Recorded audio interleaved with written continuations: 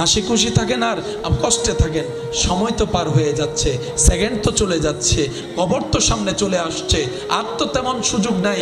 এই তো ছোট্টবেলায় স্কুলের জীবন, চোখটা বন্ধ করলে মনে হয় এই তো কিছুদিন আগে স্কুলে ছিলাম। এখন চোখ খুললে আয়নার সামনে দেখা যায় আপনার আমার বড় বড় দাড়ি হয়ে গিয়েছে, চুলগুলো পাকা শুরু হয়েছে, দাড়িও পাকা শুরু হয়েছে, বয়স তো আর নাই, হায়াত তো আর নাই।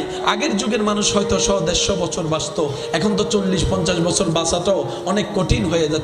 ইমানদার ভাইয়েরা, কঠিন কোনো কিছু নয় রবের বান্দার জন্য, কঠিন কোনো রাস্তা নয় নবী রাহমাতুল লিল আলামিনের উম্মতের জন্য। আমরা গুনাহ করেছি, করব, রব্বুল আলামিন জানে, তাই তো আমাদেরকে বাঁচানোর জন্য রব্বুল আলামিন আগে থেকেই তওবার দরজা খুলে দিয়েছেন। সুবহানাল্লাহ।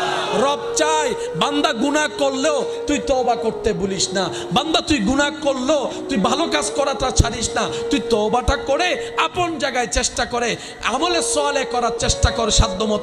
তোর চেষ্টাটা যদি আমি রবের কাছে পছন্দ হয়ে যায়, আমি আল্লাহ ওই চেষ্টাটা দেখে খুশি হয়ে আমার বান্দাকে জাহান্নামী থেকে জান্নাতি করে দিতে রাজি আছি। সুবহানাল্লাহ।